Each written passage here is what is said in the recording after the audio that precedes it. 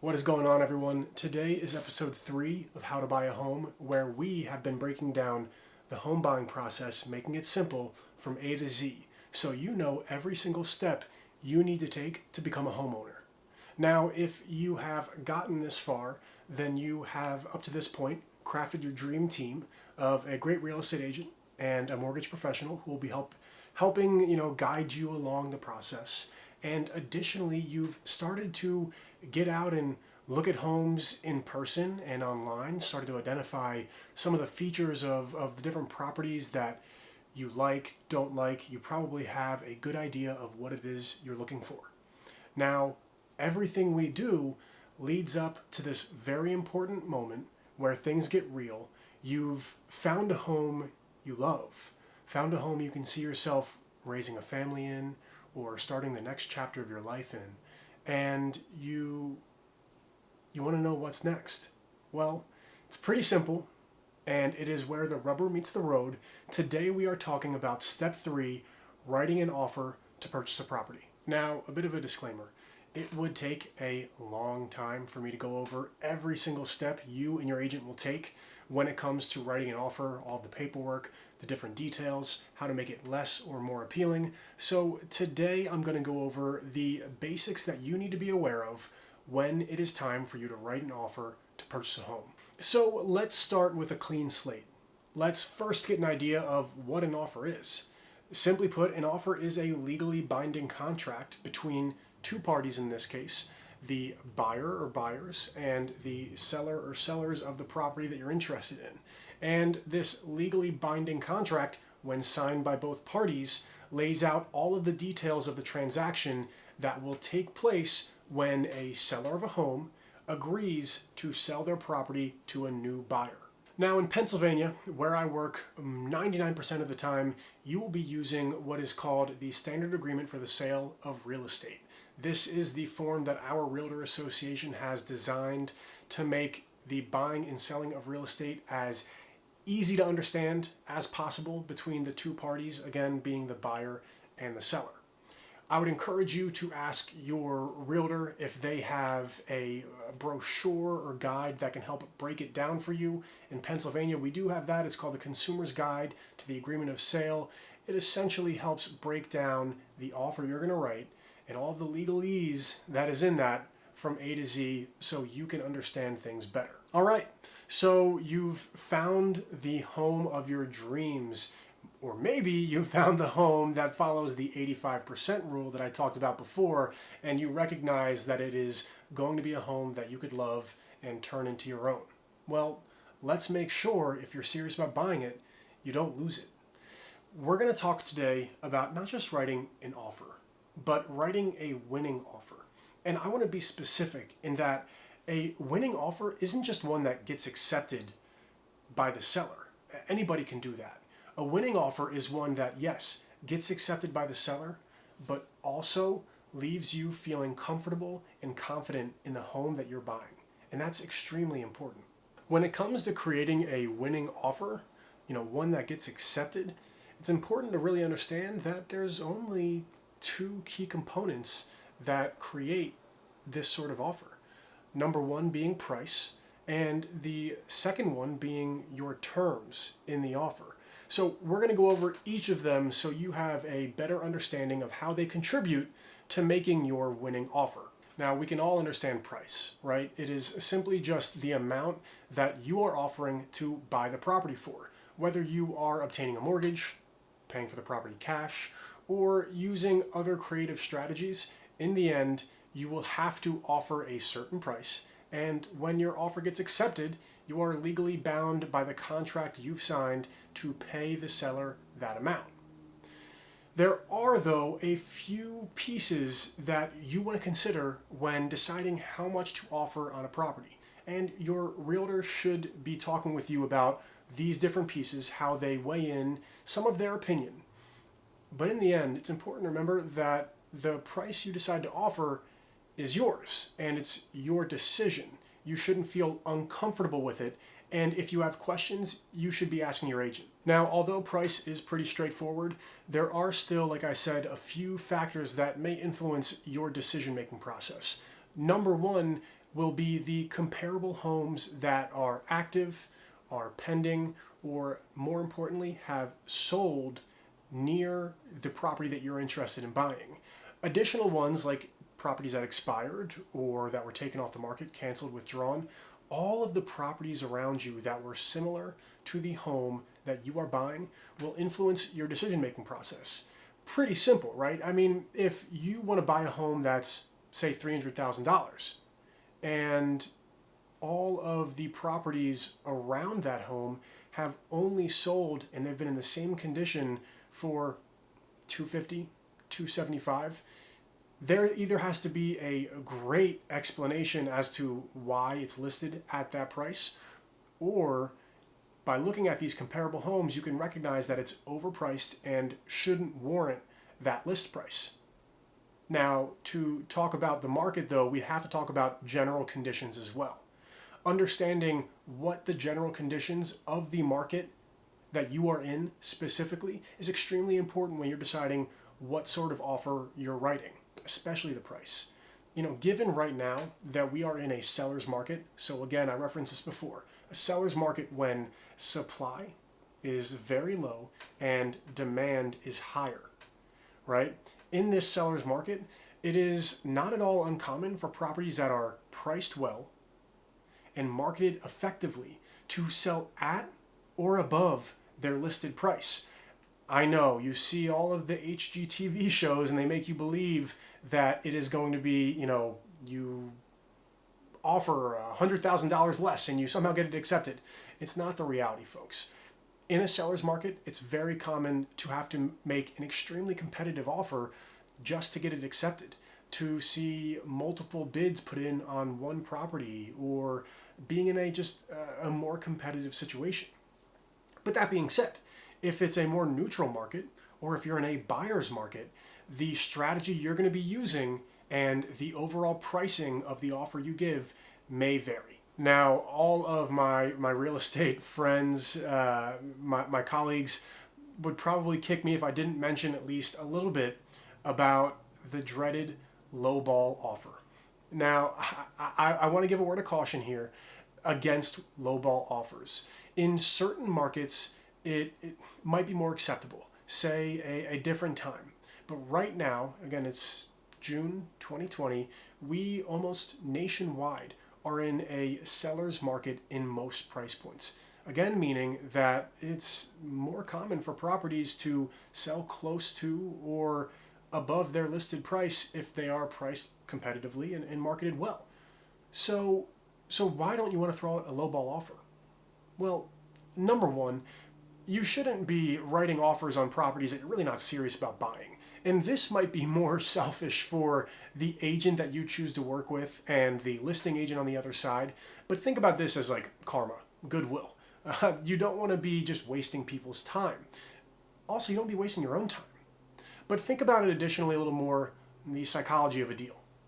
If you are serious about buying a property, but you want to just lowball somebody to see if they'll take it, you have to think about the relationships you're building. What kind of standing you're starting off on.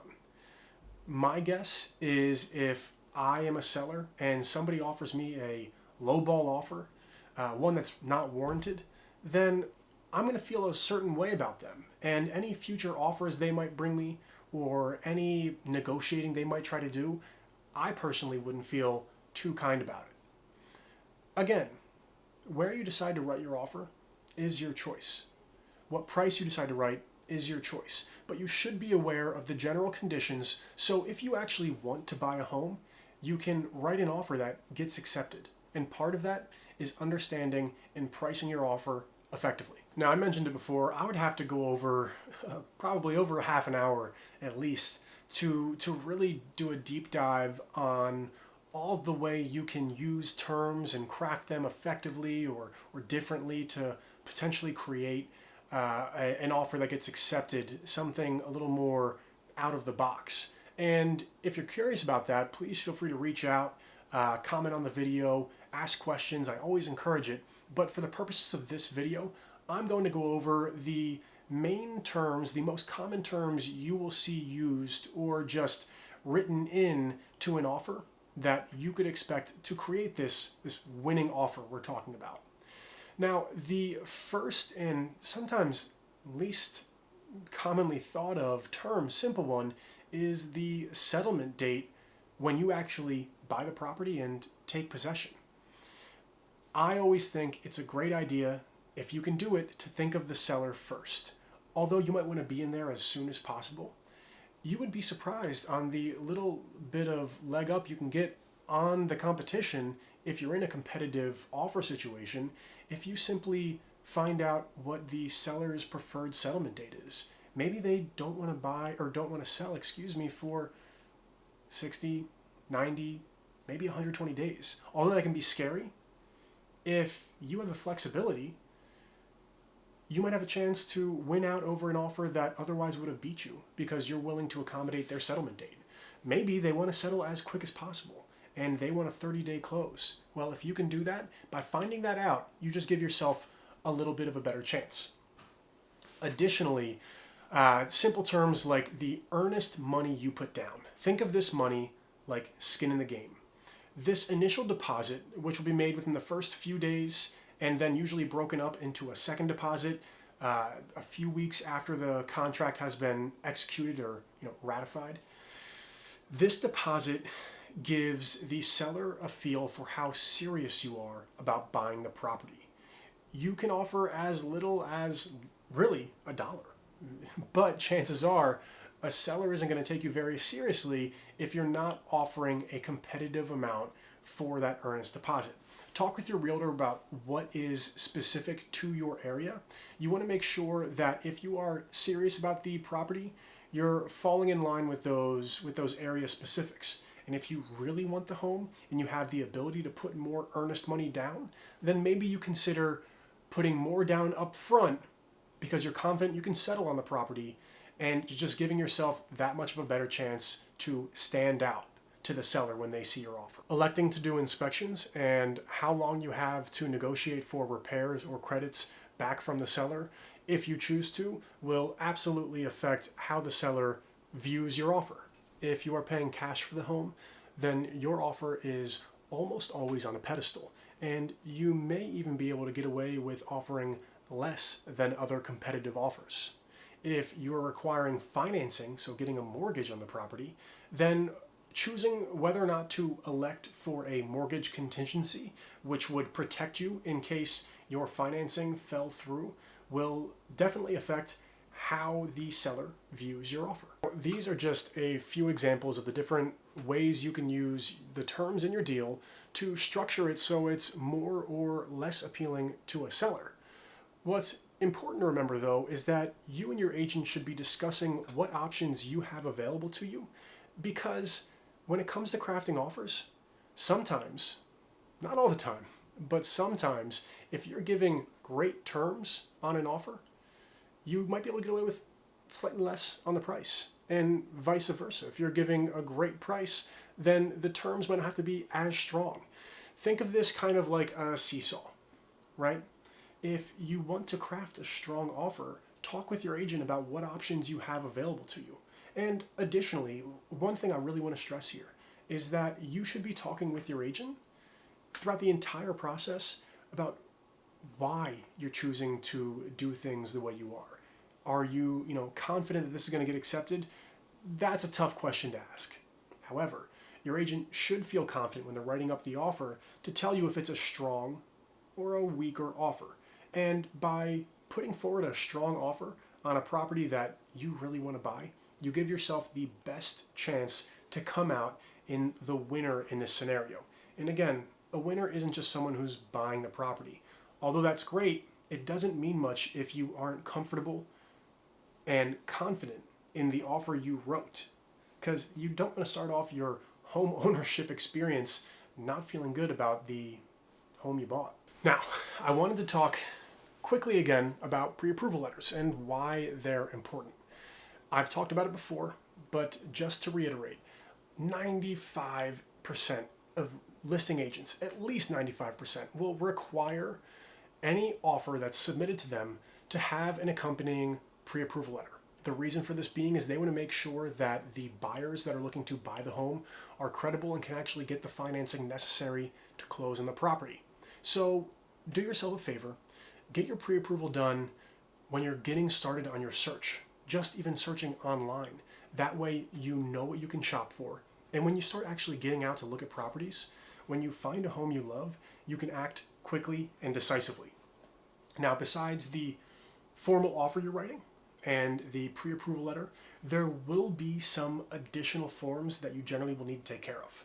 Your agent should be discussing these with you ahead of time, and if you're smart and you want to be able to act quickly, act decisively, you'll get them done ahead of time so all of your ducks are in a row when you're ready to write an offer. But once you have all of these forms compiled together, your agent will be sending over the offer to the listing agent. And now you wait, sort of. You can expect there to be some back and forth during the time that your offer has been submitted and before it gets accepted. You're going to be trying to come to agreeable terms with the seller for the offer that you've written. This, like I said, may require a little bit of back and forth. This is normal. Don't worry. In the end, when it comes down to it, you'll have reached these mutually agreeable terms in the offer you've written, and you will have an accepted offer in place. Congratulations! This is when everything got super real.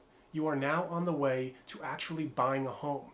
It's no longer, I like this house, but, or, maybe we'll do this. No. You're actually on the way to buying a home. And from this point forward, every single step you take has a purpose to making that home yours. So now all of the real fun has started.